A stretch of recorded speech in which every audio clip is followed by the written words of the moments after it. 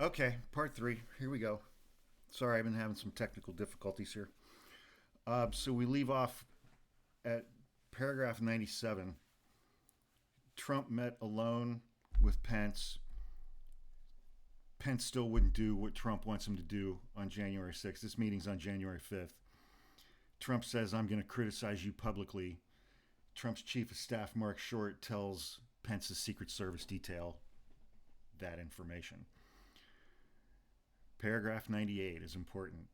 As crowds began to gather in Washington on January 5th and were audible from the Oval Office outside on the streets, Trump remarked to advisors that the crowd the following day on January 6th was going to be angry. That night, Trump puts out a statement. The vice president and I are in total agreement that the vice president has the power to act. Amazing. Then they go through Trump's speech at the Ellipse. Then we get to January 6th, the insurrection, the violence at the Capitol. Ugh. Ugh. Trump speaking at the thing. Pence puts out a statement at 1 p.m. saying, I don't have the power to do what Trump wants me to do. I'm not going to do it. Before Trump finishes speaking, a crowd begins to gather at the Capitol. It was led by the Proud Boys, Oath Keepers not far behind. They began violently attacking law enforcement officers. At 2:13 p.m., the defendant, Trump, who had returned to the White House after his concluding his remarks at the Ellipse, his speech, watched events at the Capitol unfold on the television in the dining room next to the Oval Office. At 2:13 p.m., the crowd at the Capitol broke into the building. Trump's advisors advised him that there was a riot and that the rioters had breached the building. His advisors repeatedly urged Trump to issue a calming message aimed at the rioters. Trump refused, instead repeatedly remarking that the people at the Capitol were angry because the election had been stolen. That's new information. At 2:24, so 11 minutes after they first gained access to the Capitol, and after advisors had left Trump alone in the dining room, Trump put out a tweet that said Mike Pence didn't have the courage to do what should have been done to protect our country and our Constitution, giving states the chance to certify a corrected set of facts, not the fraudulent or inaccurate ones which they were asked previously to certify. USA demands the truth. 1 minute later, the Secret Service was forced to evacuate Mike Pence to a secure location. Shortly thereafter, the crowd starts chanting, hang Mike Pence, where's Mike Pence, bring him out, traitor Pence, hang Mike Pence. Trump repeatedly refused to approve a message directing the rioters to leave the Capitol. At 3 p.m., Trump had a phone call with Kevin McCarthy. Kevin McCarthy was begging Trump to do something. Trump told Kevin McCarthy that the crowd at the Capitol was more upset about the election than McCarthy was. The violence continued. At 4:17, Trump tweeted out his video message that he had taped at the White House Rose Garden. In that message, Trump repeated the knowingly false claim that we had an election that was stolen from us. He told the people that they were there that they were special, they were beautiful. This is what happens when you have an election stolen. He said, you're very special, we love you, and he asked them to leave. Right after that tweet, Trump joined others in the outer Oval Office to watch the attack on the Capitol on television. Trump said to the others in the room, see, this is what happens when they try to steal an election. These people are angry. These people are really angry about it. This is what happens. That's new information.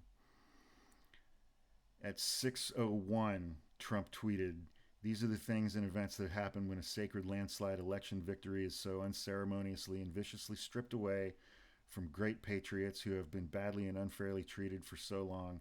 Go home with love and in peace. Remember this day forever.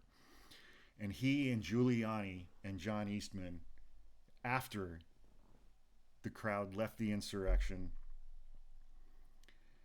They continued to call senators. They continued to call members of the House. Boris Epstein attempted to confirm phone numbers for 6 U.S. senators and directed Rudy Giuliani to call them. They were still trying to call to get them to vote against certification. And it went on and on and on and on and on until almost midnight. At 11:44, John Eastman emailed Vice President's counsel advocating that the Vice President violate the law and seek further delay of the certification. John Eastman wrote, "I implore you to consider one more relatively minor violation of the Electoral Count Act and adjourn for 10 days to allow the legislatures to finish their investigations at the state level, as well as to allow a full forensic audit of the massive amount of illegal activity that has occurred here." The House and Senate resumed session at 3:41 a.m. on January 7th. As President of the Senate, Mike Pence announced the certified results of the 2020 election in favor of Joe Biden. We got 3 pages left, and they are counts 2, 3, and 4. Donald Trump conspired to corruptly obstruct and impede an official proceeding, that is the certification of the electoral vote. Count 3, Donald Trump attempted to and did corruptly obstruct and impede an official proceeding, that is the certification of the electoral vote. Count 4, Donald Trump did knowingly conspire to injure, oppress, threaten, and intimidate one or more persons in the free exercise and enjoyment of a right and privilege secured to them by the Constitution and laws of the United States of America, that is, their right to vote. He was trying to disenfranchise people in at least 7 states.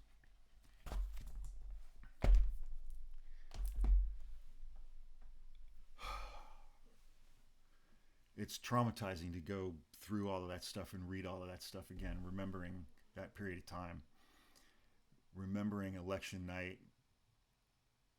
I mean, I know exactly where I was. And I stayed up and I watched Trump give his speech saying that the election had been stolen. We were on our way to win. In fact, we did win. And then I remember that Saturday, the 7th, watching Rudy Giuliani's press conference from Four Seasons Landscaping next to the crematorium down the street from the adult bookstore when CNN broke in and announced that Joe Biden had won the election. And they called it for Joe Biden. And I remember sitting there thinking, we've got there's 9 or 10 weeks between today and the inauguration. And those 9 or 10 weeks are going to be awful. They're going to be absolutely awful. And they were. And I remember being at home on January 6th, watching the insurrection happen live. And I had a Zoom hearing, I had a court hearing late that afternoon.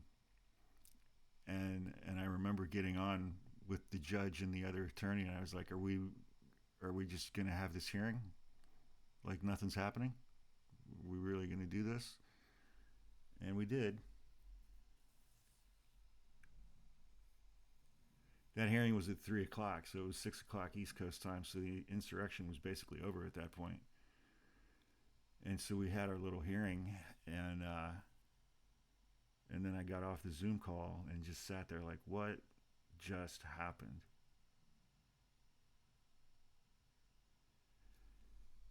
And I was living with my ex at the time, and she was there, and we just sat there on the couch for the longest time, just speechless, watching news coverage, watching repeats, and more video was coming out.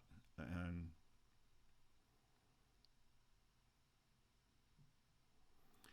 anyway, I'm so grateful for this indictment. And I'm so grateful that Jack Smith is starting off by indicting Donald Trump by himself. One defendant, one set of defense counsel. speedy trial date. DC judge, Judge Chutka, who is not going to give Trump the delays that he's going to want. In this case, I guarantee it. And a DC jury for Donald Trump. Couldn't happen to a nicer guy. Anyway, that concludes part 3. Leave your questions in the comments. And as always, thank you for watching and have a lovely evening.